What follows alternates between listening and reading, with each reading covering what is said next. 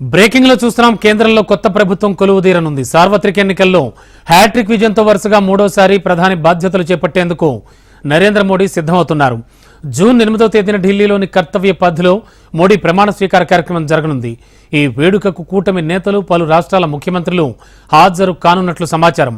సార్వత్రిక ఎన్నికల ఫలితాల్లో ఎన్డీఏ కూటమికి స్పష్టమైన ఆధిక్యం రావడంతో ప్రభుత్వ ఏర్పాటుకు కార్యాచరణ మొదలుపెట్టింది.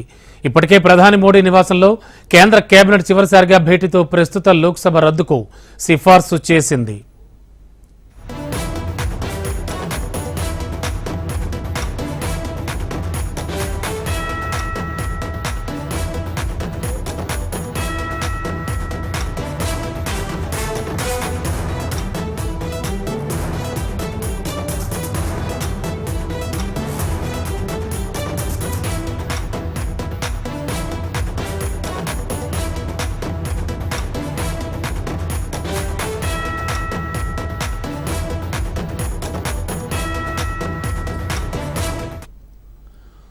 బ్రేకింగ్ లో చూస్తున్నాం. కేంద్రంలో కొత్త ప్రభుత్వం కొలువుదీరనుంది. సార్వత్రిక ఎన్నికల్లో హ్యాట్రిక్ విజయంతో వరుసగా మూడోసారి ప్రధాని బాధ్యతలు చేపట్టేందుకు నరేంద్ర మోడీ సిద్ధమవుతున్నారు.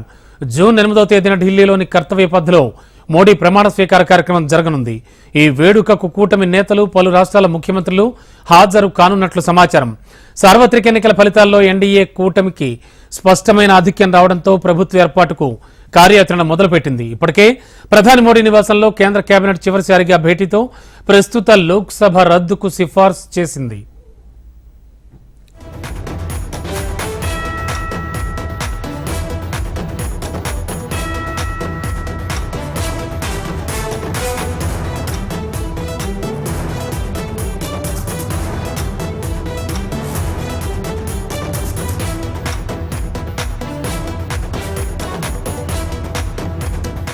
బ్రేకింగ్ లో చూస్తున్నాం. కేంద్రంలో కొత్త ప్రభుత్వం కొలువుదీరనుంది. సార్వత్రిక ఎన్నికల్లో హ్యాట్రిక్ విజయంతో వరుసగా మూడోసారి ప్రధాని బాధ్యతలు చేపట్టేందుకు నరేంద్ర మోడీ సిద్ధమవుతున్నారు.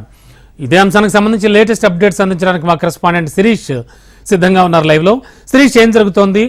ఆల్రెడీ ఒక డేట్ కూడా కన్ఫర్మ్ చేశారు. ప్రధానిగా మోడీ మరోసారి ప్రమాణ స్వీకారం చేయడానికి హ్యాట్రిక్ విజయం.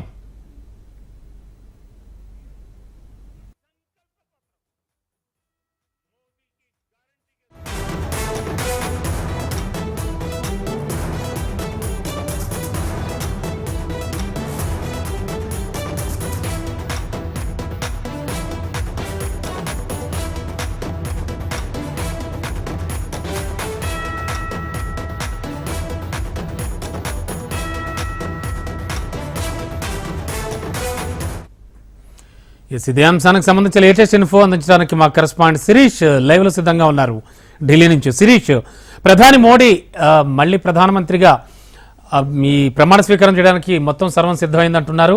డేట్ కూడా కన్ఫర్మ్ అయిందంటున్నారు. అండ్ హ్యాట్రిక్ విజయంతో మంచి జోష్ మీద ఉంది బీజేపీ.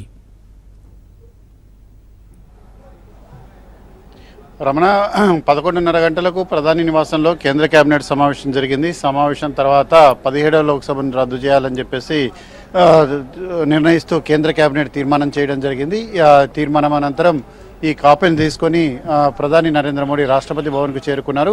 రాష్ట్రపతి ద్రౌపది ముర్ముతోటి సమావేశమయ్యారు. మరికొద్దిసేపట్లో దీనికి సంబంధించిన విజువల్స్ అన్నింటి కూడా మీడియాకు రిలీజ్ చేయనున్నారు.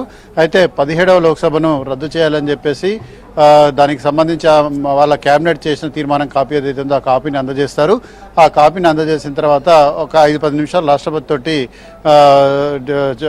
మాట్లాడిన తర్వాత ఆయన తిరిగి ప్రధాని కార్యాలయానికి చేరుకుంటారు.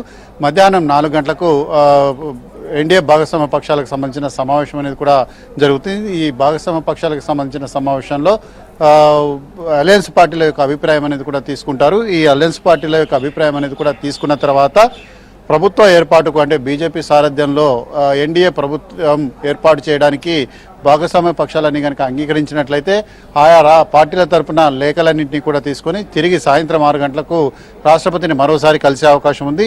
తమకు మెజారిటీ అనేది కూడా ఉంది కాబట్టి ప్రభుత్వ ఏర్పాటుకు అవకాశం ఇవ్వాల్సిందిగా కూడా రాష్ట్రపతిని కోరుతారు. వాటన్నింటినీ కూడా పరిశీలించిన తర్వాత రాష్ట్రపతి దానికి సంబంధించిన సమ్మతి లేఖను అందజేస్తారు.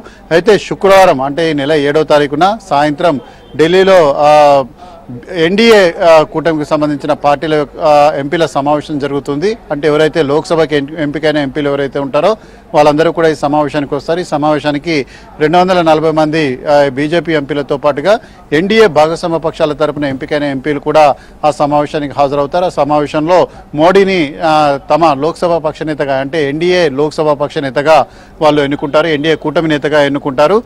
ఎన్నుకున్న తర్వాత దానికి సంబంధించి ఆ తీర్మానాన్ని కూడా రాష్ట్రపతికి పంపుతారు. పంపిన తర్వాత 8వ తారీఖున రాష్ట్రపతి చేతుల మీదుగా ప్రధాని నరేంద్ర మోడీ 3వసారి ప్రధానిగా ప్రమాణ స్వీకారం చేయబోతున్నట్లుగా సమాచారం. అయితే ప్రమాణ స్వీకార వేదిక ఎక్కడ అన్న దానిపైన ఇంకా స్పష్టత అనేది కూడా లేదు.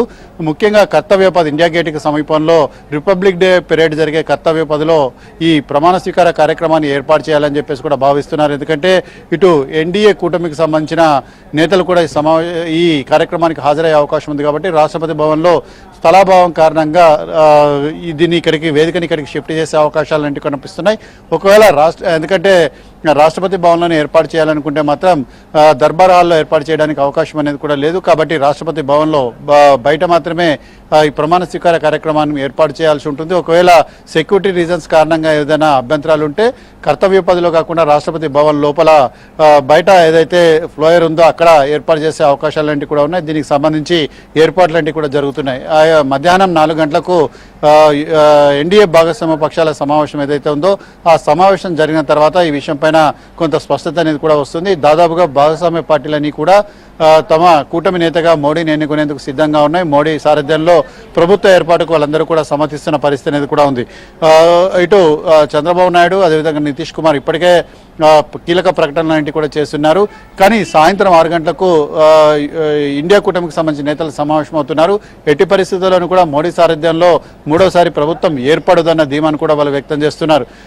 కానీ ఇటు చంద్రబాబు నాయుడు కానీ లేకపోతే నితీష్ కుమార్ కానీ ఇద్దరు కూడా తమకున్న మెజార్టీని కూడా కలుపుకుంటే ఎన్డీఏ కూటమి ఈజీగా ప్రభుత్వాన్ని ఏర్పాటు చేయడం అనేది సాధ్యమవుతుంది. కాబట్టి ఇద్దరు కూడా ఇప్పటికే తమ సమ్మతిని కూడా తెలియజేశారు. కాకపోతే ప్రభుత్వంలో తమ భాగస్వామ్యం గురించి ఇరువురు పార్టీలకు సంబంధించిన నేతలు బార్గెనింగ్ చేసే అవకాశం కూడా కనపడుతోంది. టీడీపీ ఒక క్యాబినెట్తో పాటుగా 2 ఎంఓఎస్లు కూడా అడుగుతున్నట్లుగా కూడా సమాచారం. ఇక జేడీయూ దాదాపుగా 3 క్యాబినెట్లు అనేటివి కూడా అడుగుతున్నట్లుగా మరొక సమాచారం అందుతోంది. అదేవిధంగా ఎల్జేపీ లోక్ జనశక్తి పార్టీ ఒక క్యాబినెట్తో పాటు ఒక ఎంఓఎస్ అనేది కూడా అడుగుతోంది. దాంతోపాటుగా ముఖ్యంగా ఏక్నాథ్ షిండే సారథ్యంలోని శివసేన పార్టీ 2 క్యాబినెట్లతో పాటుగా ఒక ఎంఓఎస్ అనేది కూడా అడుగుతున్నట్లుగా కూడా సమాచారం. ఇటు కుమారస్వామి తనను ఒక్కరిని కూడా క్యాబినెట్లోకి తీసుకోమని చెప్పేసి అంటే వాళ్ళు ఇద్దరే గెలిచారు కాబట్టి ఒకరు అవకాశం అనేది కూడా ఉండొచ్చు. జనసేన నుంచి 2 ఎంపీలలో బాలశౌరి గెలిచారు కాబట్టి బాలశౌరి సీనియర్ ఎంపీ కాబట్టి ఆయనకు కేంద్ర మంత్రిగా కూడా అవకాశం అనేది కూడా ఉంటుంది.